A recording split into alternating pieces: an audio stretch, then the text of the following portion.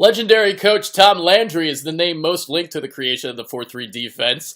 He came up with it in the 1950s while he was the defensive coordinator with the New York Giants as a way to stop the great Jim Brown. In today's NFL, the 4-3 is the preferred alignment by most teams despite the rise of the 3-4 over the last decade. And speaking of the Giants, no team has made more noise on the defensive line than the G-Men.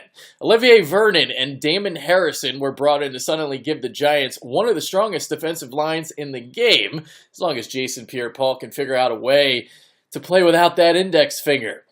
We'll see if the additions make a difference to a defense that was beyond awful in 2015. Heading into his third season, Khalil Mack is already a star. A shining, glistening star. And he's the number one 4-3 defensive end on my list. Although he could play some outside linebacker too. He's the first player in history to be named an AP First Team All-Pro at two different positions. He played everywhere on that defensive line too, lining up on both defensive end spots as a defensive tackle and even a nose tackle at times. The guy is a flat-out beast. He was second in the NFL with 15 sacks and had the most tackles for a 4-3 defensive end with 77. His first step is explosive, and power allows him to push blockers backwards. Mack also defends the run exceptionally well, too. He sets and holds the edge, doing so by bursting out of his stance with power. He also does a great job of pursuing backside runs due to that speed, due to that athleticism. Ziggy Ansah is number 2, and he's a guy whose potential is unlimited. I don't think he's reached his ceiling yet. He had 14.5 sacks, which was third in the NFL. Like Mack, he's a freak of an athlete. He has the speed to get around the edge and the strength to power through a blocker. I mean, it's crazy because this guy is still a bit raw and learning the techniques of a defensive end. As a run defender, he uses his strength, length, and physicality to fight through blockers. And like Mack, he does a great job at chasing down runners from behind. Michael Bennett checks in at number 3. Last year was the first time in 8 years that he's put up a double-digit sack total, but that sack total has also been a bit deflated. The reason why he hasn't gotten to the quarterback more is due to how opposing offenses attack the Legion of Boom. Most of the time, they'll utilize a short, quick passing game. That makes it hard to get to the quarterback. He had 57 hurries last season, according to Pro Football Focus, and that led the NFL. As a pass rusher, Bennett can disrupt and get pressure as either a 3 technique or a defensive end. He's powerful, plays with leverage, and very quick off the snap. The guy can be straight up unblockable at times. He's also solid against the run. He uses that aforementioned quickness to get off blocks and make tackles. Robert Quinn is number 4. While he hasn't gotten back to that form of that insane 2013 campaign where he posted a Rams record 19 sacks, he's still one of the better defensive ends in the game. He had 5 sacks last year over his first 8 games before missing the rest of the way with a back injury. Quinn is an explosive speed rusher who possesses outstanding flexibility. He has natural hand, foot, and lateral quickness. He has power. He has length. He has good technique. He's the prototypical pass rusher. His primary role on that Rams defense is to get after the quarterback, but he has the ability to stop the run as well. His quickness off the snap makes it very hard to contain him. He also has the power and quickness to hold his ground against linemen, disengage, and bring down the ball carrier. I've got Everson Griffen at number 5, back-to-back double-digit sack totals over the last 2 years for this underrated defensive end. He pushes tackles back with ease using that great power he has, but also has the athleticism and agility to change directions. He's also relentless in his pursuit of the quarterback, so this guy works hard and he's got talent. He's a stud. He uses that speed and strength effectively as well against the run, pushing linemen back and using that speed to make plays down the line. Cam Jordan is number 6. He's versatile. He can play outside and jump inside and was one of the bright spots on that Saints much maligned defense a year ago. He's not a speed demon by any means, but his lower body strength and power in general is among the best out of the defensive ends. His bull rush is exceptional. He uses his powerful hands to easily shed blocks and get after the quarterback. Jordan also uses that power effectively in run defense, penetrating into the backfield using that strength. Carlos Dunlap checks in at number 7. Like Griffen, Dunlap is severely underrated as well. He notched 13.5 sacks last year, good enough to finish 4th in the league.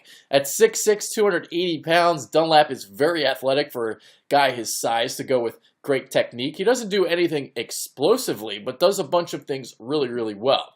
In the run game, his technique comes into play where he uses his hands well to swat and keep a lineman from locking onto him. Vernon got paid this offseason by the Giants, coming off an impressive 2015 campaign. He's at number 8. He did have the luxury of playing alongside Ndamukong Suh, but he'll be playing with Harrison now, who's not too shabby himself. And don't look at those 7.5 sacks and think he didn't get after the quarterback. The 41 hurries he had proves he was pretty disruptive. He has a very quick first step to go along with the flexibility to bend and turn the corner against tackles. He has power as well, and his bull rush is very, very effective. Where Vernon really improved last year, and why he's in my top 10, is his run defense. He did a fantastic job of setting the edge, and his 50 run stops were the most by a 4-3 defensive end, according to Pro Football Focus. Jerry Hughes is number 9. His sack total took a huge dip last year following consecutive 10-sack years, but I still like his game. The speed rusher has a supremely quick get-off and showcases great flexibility when bending around the edge. He also has the lateral agility to cut across a lineman's face and win inside. In run support, Hughes holds his own despite being just 6'2", 254 pounds, but his speed is what he uses to his advantage, especially in pursuit and cutting off a ball carrier before they can turn the corner. Cameron Wake rounds out my top 10. He's 34 and coming off an Achilles tear, so we'll see if he can remain elite because he was my top-ranked 4-3 defensive end a year ago. When healthy, Wake has great bend and burst off the snap. His shoulder dip to get under the pads of a blocker is insane, and once he gets past that right tackle, he turns on the jets to get to the quarterback. He plays with good leverage and has a non-stop motor. His run-stuffing ability, however, definitely not a strength.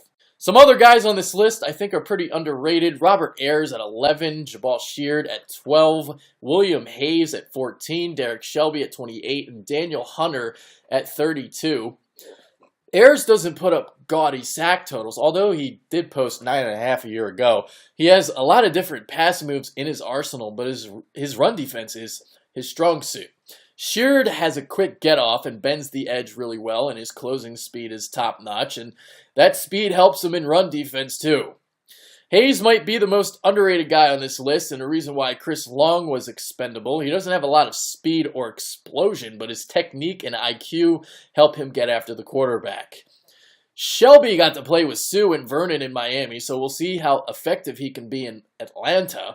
He's a lot better as a run defender than he is a pass rusher. Hunter was a third-round rookie last year and improved more and more as the season went along. And if there's a guy that's going to make a huge leap in my rankings this year to next year, it might be Hunter. As for the Eagles, Connor Barwin is 21st, Vinny Curry 22nd, and Brandon Graham 26th.